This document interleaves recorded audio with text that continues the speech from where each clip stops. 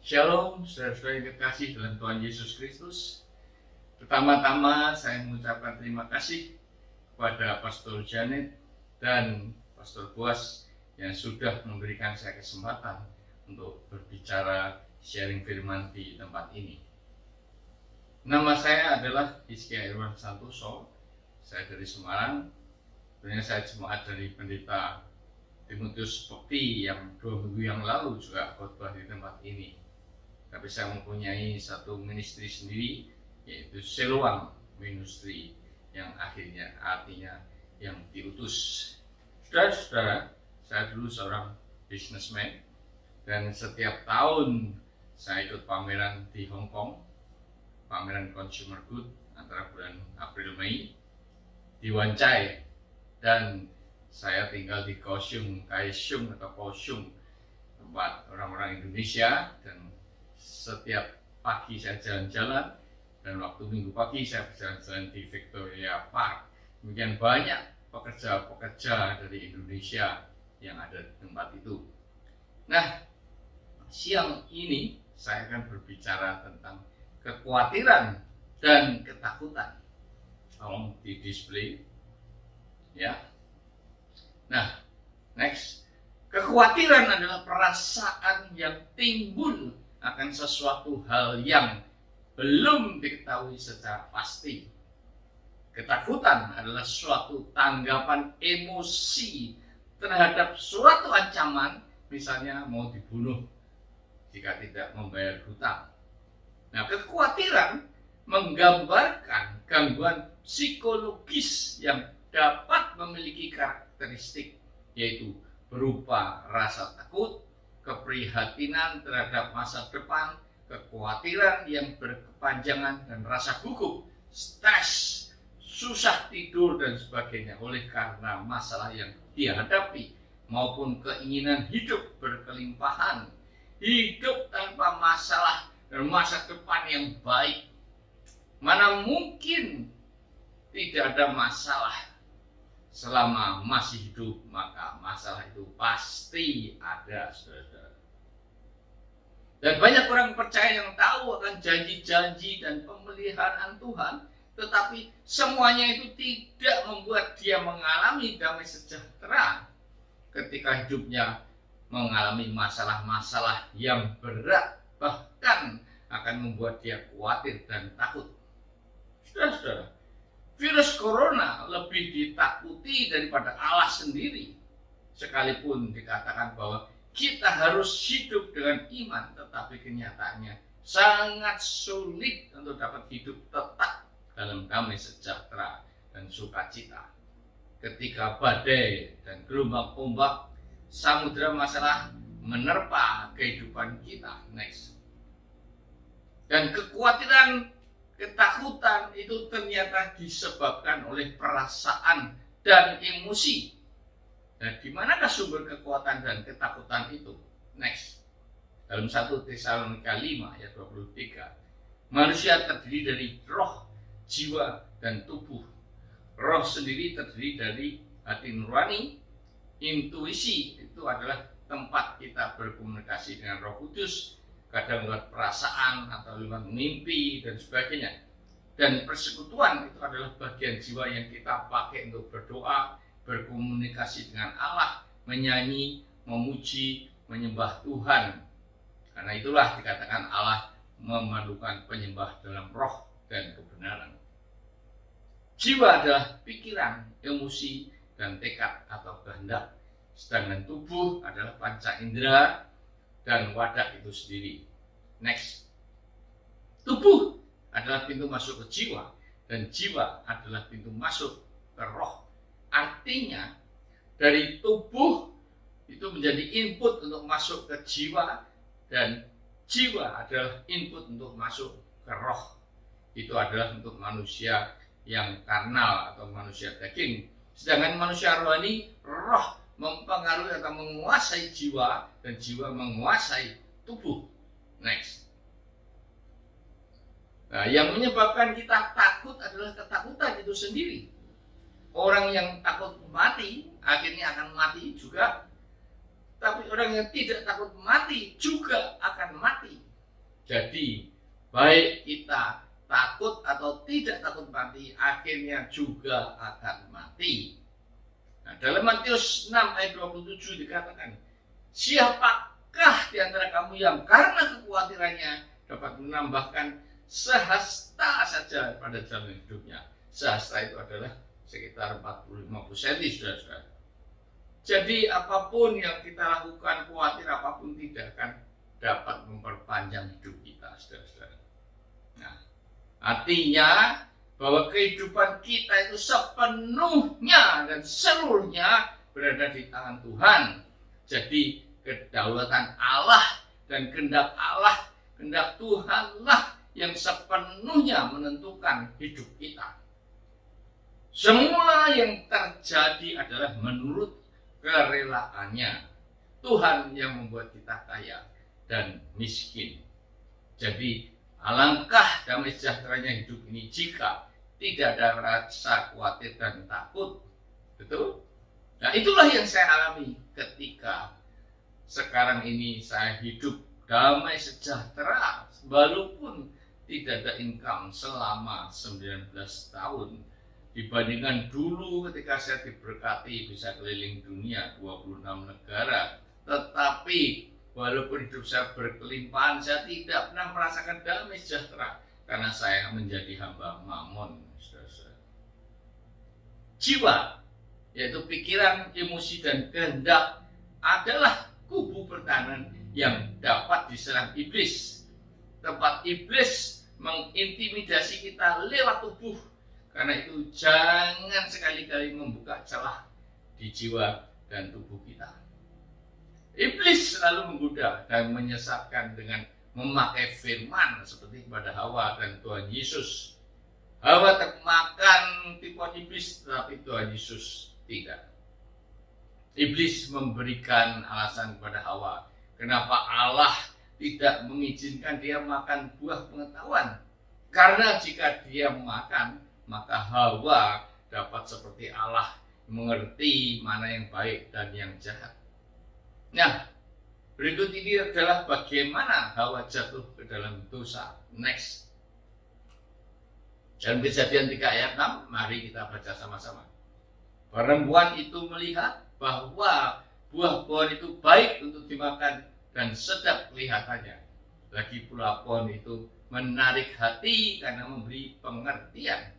Lalu ia mengambil dari buahnya dan dimakannya dan diberikannya juga pada suaminya yang bersama-sama dengan dia. Dan suaminya pun memakannya.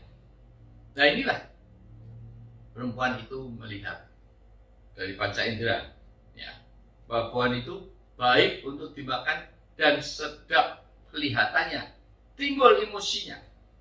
Lagi pula pohon itu menarik hati karena memberi pengertian. Kemudian masuk dalam pikirannya.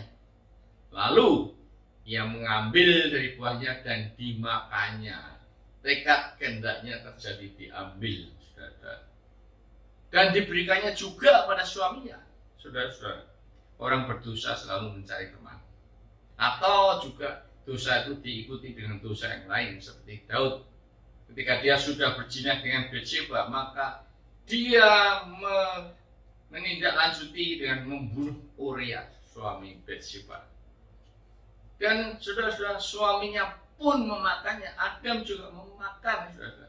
Seharusnya Adam sebagai iman, sebagai kepala keluarga, melarang Hawa untuk makan, memetik buah itu. Tapi dia tidak melarang, saudara-saudara. Nah, mengapa iblis menggoda Hawa dan bukan Adam? Karena wanita itu diciptakan sebagai penolong laki-laki.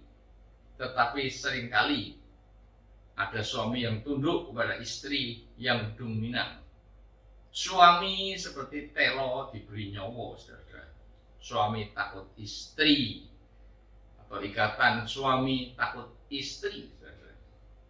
Nah, istri yang sebenarnya menjadi leher menopang suaminya sebagai kepala, malah sebaliknya. Dia menguasai suaminya. Nah, untung saja, saudara-saudara, Adam itu bukan orang Manado atau orang Cina. Kalau orang Manado, maka ular itu dijadikan rica-rica. atau disate. Next. Nah, iblis juga menggodai kita, mencobai kita lewat pendengaran. Yaitu seperti dalam Kejadian 3 ayat 17, baca sama-sama. Lalu firman-Nya kepada manusia itu, karena engkau mendengarkan perkataan istrimu dan memakan dari buah pohon yang telah kuperintahkan kepadamu, jangan makan daripadanya, maka terkutuklah tanah karena engkau dengan bersusah payah engkau akan mencari rezekimu dari tanah seumur hidupmu. Nah, karena Adam mendengarkan bujukan Hawa, maka dia menjadi terkutuk, diusir keluar dari Taman Eden dan bersusah payah mencari nafkah seperti kita sekarang. Nah, sebelum Adam jatuh dalam dosa, maka dia tidak usah menabur tetapi langsung menuai. Tinggal makan apapun yang sudah disediakan oleh Allah di Taman Eden. Tetapi ketika dia berdosa, dia diusir dari Taman Eden dan harus bersusah payah untuk mencari nafkahnya. Saudara-saudara, hukum tabur tuai untuk berkat itu tidak dipengaruhi oleh berapa banyak kita menabur, kita akan menuai. Karena di sini ternyata Adam tidak menabur, tapi dia menuai. Hukum tabur tuai itu berlaku ketika kita berbuat yang jahat. Ketika engkau menabur angin, maka engkau menuai badai, saudara-saudara.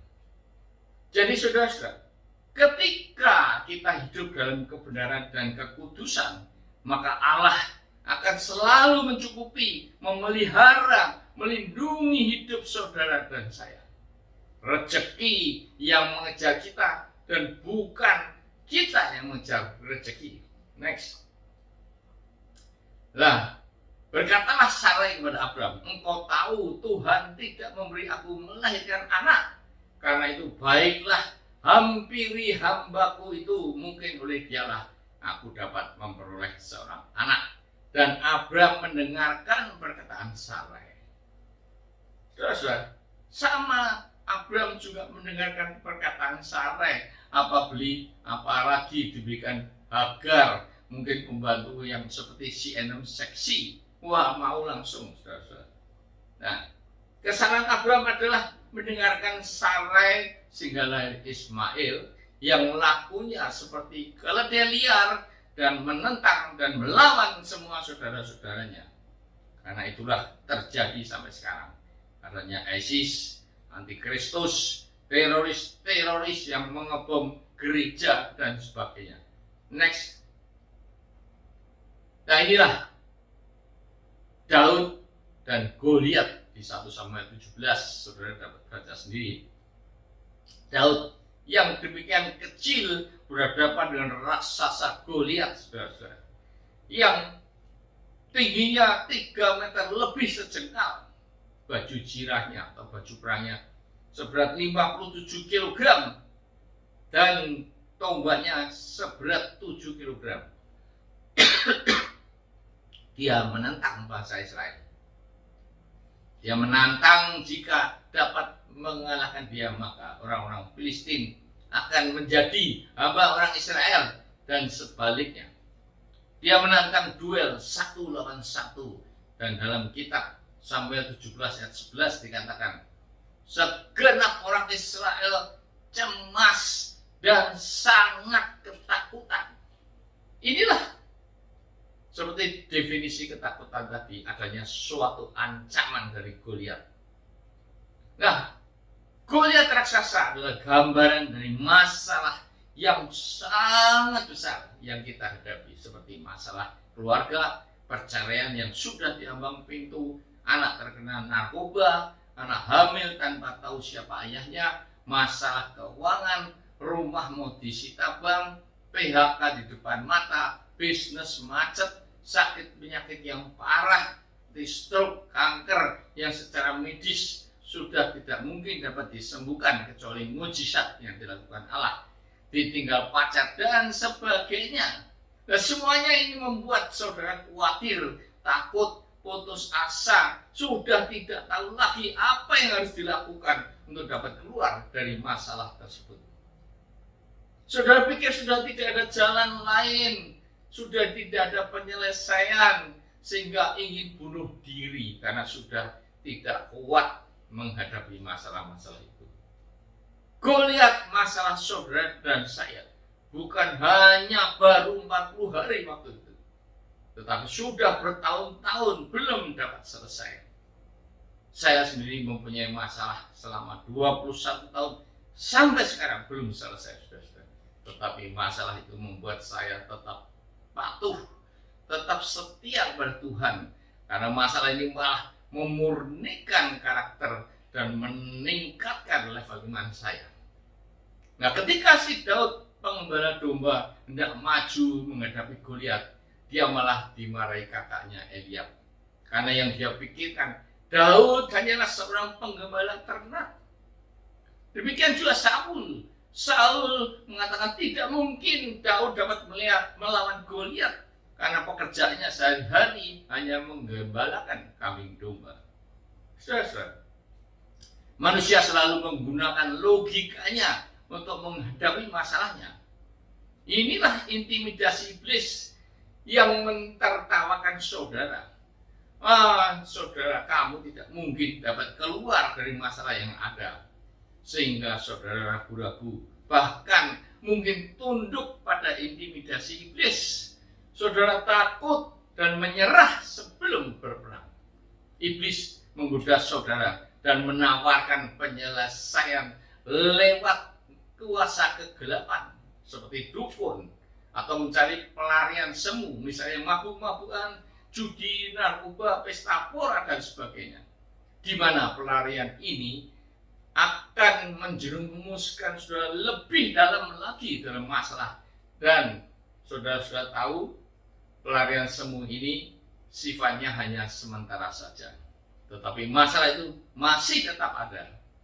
Nah, kita lihat sikap Daud yang yakin dan percaya bahwa Tuhan yang sudah melepaskan dia dari cengkeraman cakar singa dan dari cengkeraman kuku beruang, maka Tuhan juga akan melepaskan dirinya dari tangan Goliat. Daud bergantung sepenuhnya kepada Tuhan, bukan kemampuannya sendiri. Inilah sikap yang harus diambil ketika kita menghadapi masalah. Bukan malah lari dari masalah, yaitu kita harus bergantung kepada Tuhan sepenuhnya. Goliat menghina Daud dan berkata, "Anjingkah aku, maka engkau mendatangi aku dengan tongkat?" Ya, Daud hanya bersenjatakan tongkat dan umban batu atau ketapel, saudara. Tetapi Daud menjawab, "Engkau mendatangi aku dengan pedang dan tombak dan lembing, tetapi aku mendatangi engkau dengan nama Tuhan semesta alam, Allah segala barisan Israel yang kau tantang itu." Inilah hidup dengan iman, bukan hidup dengan penglihatan. Jika hidup dengan penglihatan, maka jelas Daud akan takut melihat Goliat raksasa itu tubuhnya hampir 2 kali tubuhnya. Namun Daud hidup dengan iman. Dia percaya dan yakin tidak ada kuasa apapun, sekali lagi, tidak ada kuasa apapun yang lebih besar dari kuasa Tuhan. Katakan amin. Kata Daud, "Hari ini juga Tuhan akan menyerahkan engkau ke dalam tanganku." Israel mempunyai Allah yang menyelamatkan bangsa Israel, bukan dengan pedang atau lembing, sebab di tangan Tuhanlah pertempuran itu, dan Ia pun menyerahkan kamu dalam tangan kami. Sekali lagi, inilah kunci menghadapi masalah. Daud mengandalkan Tuhan untuk mengalahkan raksasa Goliat yang secara fisik hampir 2 kali tubuhnya, bukan mengandalkan kekuatan dan usahanya sendiri. Dan Tuhan lebih berkuasa dari kuasa apapun di dunia ini. Ternyata betul, saudara-saudara, Goliat terjerembab dan mati hanya karena batu yang diumbar daun masuk ke dalam dahinya. Padahal pakaian perangnya sangat lengkap, 57 kilo, hanya karena batu kecil masuk ke dalam dahinya yang diumbar oleh Daud. Daud penggembala domba mengalahkan raksasa perang karena Tuhan yang berperang untuk dia. Wow, itulah saudara Tuhan. Maka itu hadapi masalah bersama Tuhan, bersandarlah pada Dia, dan karena bagi Dia tidak ada yang mustahil. Bersama Tuhan, saudara akan menjadi pemenang, bahkan lebih dari pemenang. Katakan itu dengan orang di sampingmu. Aku dan engkau lebih dari pemenang. Next. Nah, saudara, janganlah takut pada mereka, sebab Tuhan Allahmu, Dialah yang berperang untukmu. Ingat saudara, kita punya Allah, punya Bapa yang baik. Kita cuma diam saja, dan Dia akan berperang, Dia akan bekerja, turut bekerja dalam segala sesuatu untuk demi kebaikan kita, saudara-saudara. Seperti siapa dulu ya, menyanyi enak tau, tak gendong kemana-mana. Next, saudara-saudara. Yesaya 30:15 mengatakan, dengan bertobat dan tinggal diam, kamu akan diselamatkan. Dalam tinggal tenang terletak kekuatanmu. Tetapi apa? Tetapi engkau enggan. Sudah, ada orang yang tidak bisa berenang mau tenggelam. Maka apa yang dilakukan? Dia, bahasa Jermannya, keroncalan, saudara. Kaki tangannya berusaha supaya tidak tenggelam. Tapi akhirnya tenaganya habis dan tenggelam juga. Nah, seorang penolong tidak akan menolong ketika orang itu masih keroncalan. Karena takut nanti dia dipeluk dan dua-duanya akan mati karena penolong itu juga tidak bisa bergerak. Baru setelah orang yang mau tenggelam itu sudah lemas, barulah ditolong, dagunya ditarik selamat sampai ke pinggir. Demikianlah juga Tuhan, saudara. Tuhan tidak akan menolong kita ketika kita masih berusaha dengan segala kekuatan kita, dengan segala kemampuan kita untuk keluar dari masalah. Tuhan akan berkata, emangnya gua pikirin. Tapi ketika kita sudah tidak bisa apa-apa, ketika kita sudah menyerah, berserah pada Tuhan, bergantung pada Tuhan sepenuhnya, minta tolong pada Tuhan seperti Petrus berteriak, Tuhan tolonglah aku.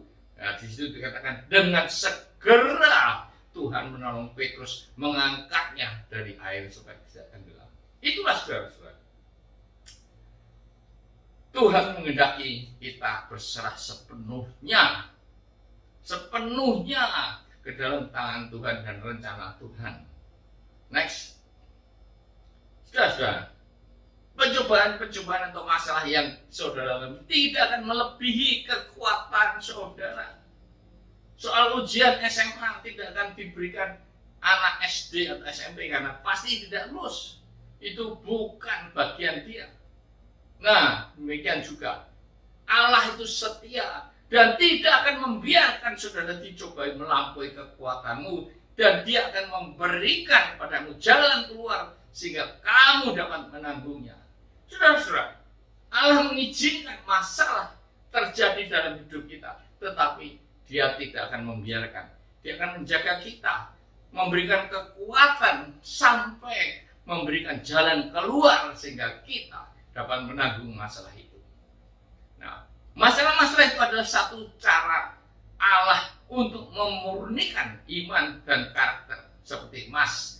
Agar dikatakan murni, maka harus dibakar pada suhu 1200 derajat Celcius. Sangat panas dan menyakitkan, saudara. Tetapi kerak-kerak kotoran itu akan keluar dan dibersihkan oleh penjaganya. Dan emas cair dikatakan murni ketika bayangan atau muka penjaga sudah tampak pada cairan emas itu. Nah, saudara-saudara, penjaga pemurnian hidup saudara dan saya adalah Tuhan Yesus. Dia akan membersihkan seluruh kotoran-kotoran dosa, kecemaran kita. Dan akhirnya kita bisa menjadi murni, yaitu dapat hidup dalam kebenaran dan kekudusan. Dan ketika Tuhan Yesus turun di awan, kita akan ikut terangkat, saudara-saudara. Saudara-saudara, ada satu cerita raja yang kaya raya, baik hati, suatu hari akan memberikan hartanya kepada seluruh rakyatnya. Siapa saja mengambil harta itu, ada yang mengambil emas, berlian, atau apapun yang berharga. Tapi wanita tua datang kepada raja itu bertanya, "Raja, apakah betul engkau akan memberikan apa saja yang kita minta?" "Oh iya betul, bahkan kau meminta separuh dari istanaku akan aku berikan padamu." Tapi wanita itu berkata, "Kalau begitu raja, aku ingin engkau menjadi milikku." Wanita itu tahu kalau raja menjadi miliknya, maka semua yang dimiliki raja akan menjadi milik wanita itu juga. Raja itu adalah Tuhan Yesus, saudara-saudara. Ketika kita memiliki Tuhan Yesus, ketika kita menjadi mempelai wanita Tuhan Yesus, maka semua yang dimiliki Tuhan Yesus, baik di dunia maupun di surga, adalah menjadi milik kita juga. Dan kita ini sebagai orang Kristen bukan ditakdirkan untuk menikmati dunia, tetapi untuk hidup kekal di surga, saudara-saudara. Itulah destiny akhir kita. Finishing well, mencapai garis finish, garis akhir, dan hidup dengan iman. Amin. Saudara, marilah kita berdoa dan boleh menyanyi, "Ku percaya janjimu ajaib." Tuhan, terima kasih atas firman-Mu ya Tuhan, yang memberikan semangat kepada kami, memberikan iman kepada kami bahwa kami harus menghadapi masalah, menyelesaikan masalah dengan kekuatan-Mu Tuhan, dengan kuasa-Mu, bukan dengan kekuatan atau usaha kami sendiri. Ya Tuhan, Kau lihat Tuhan anak-anak-Mu yang bermasalah ataupun takut atau kekhawatiran, angkatlah tangan saudara. Dan bagi yang salib, yang sakit, peganglah bagian yang sakit. Mari kita menyanyikan janji-Mu ajaib Tuhan. Ku percaya janji-Mu ajaib, terukir dalam kehidupanku. Ku berserah di dalam kekuatan-Mu. Ku percaya, ku percaya janji-Mu ajaib, terukir dalam kehidupanku. Ku berserah di dalam kekuatan-Mu. Ku percaya, ku berserah di dalam kekuatan-Mu. Ku berserah di dalam kekuatan-Mu. Ku percaya. Tuhan, semua yang mengangkat tangannya Tuhan, berserah, percaya kepada-Mu di dalam kekuatan-Mu. Dalam nama Tuhan Yesus, mereka akan Kau keluarkan dari segala masalah-masalah yang ada. Kau berikan kekuatan kepada mereka untuk menghadapi masalah-masalah itu.